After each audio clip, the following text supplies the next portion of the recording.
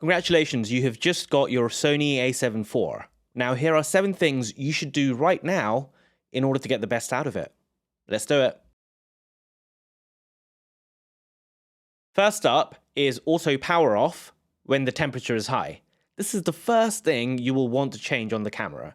This is number 48 out of 52 in the settings. You go in to the power off temp and you set it to high. The reason you do this is because even playing around with your camera in room temperature, just changing things on the menu for 30 minutes can get that trigger to go off. So this is the first thing you want to do, because otherwise you'll think your camera's overheating and it really isn't. So do this for me, and even if this is the only thing you take away from this video itself, then I've done my job.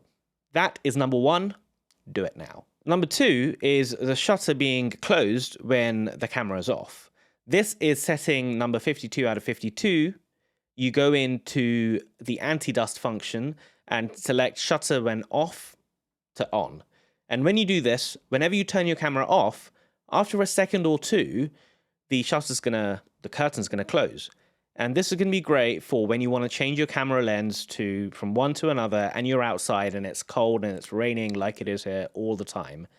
You're gonna thank me later for that.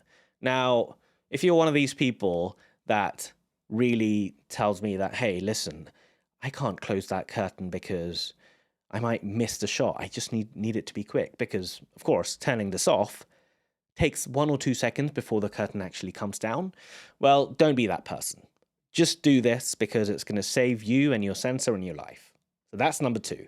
Number 3 is a video specific one. So you'll see the settings change because in this camera, if you're on the photo mode, it has 52 items in the setting, and if you're in the video mode, there's 50 items in the setting. So if at the top, somewhere here, you see the number go 1 out of 52 or 1 out of 50, you know that if it's out of 52, it's for the photos, and if it's out of 50, then I've set this dial to video, and that's how you can find this setting. Getting back to the focus breathing, this is number 2 out of 50. It's on the video side. You go into the lens compensation, breathing compensation, and turn it to on. And it's as simple as that.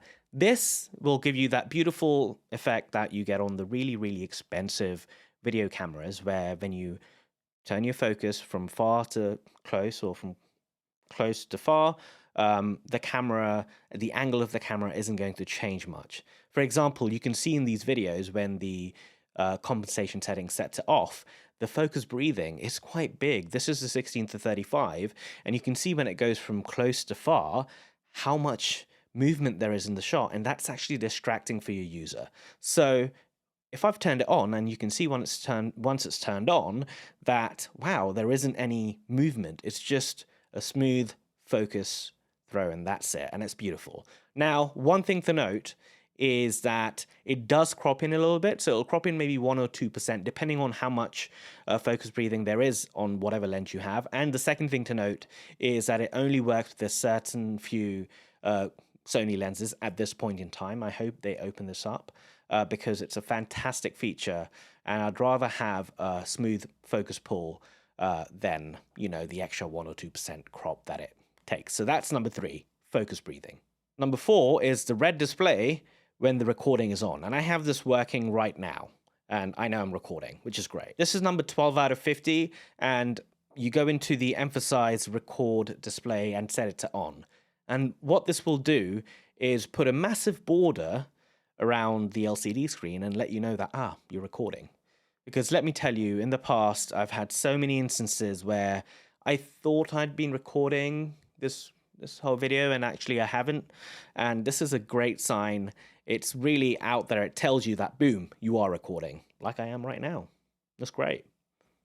Are you enjoying this? Yeah? Then please leave a like or subscribe because it helps, and let me know what you want to see next, and I can do that for you. Moving on to number 5 is changing your camera over from PAL to NTSC. If, like me, you bought this camera here in the UK or in Europe, I don't know exactly where, but there are certain areas in the world where this camera by default is going to be set to PAL. And what this means is in the recording settings, you're not going to see the beautiful 24, 30, 60, 120 frames per second when you're doing your video settings.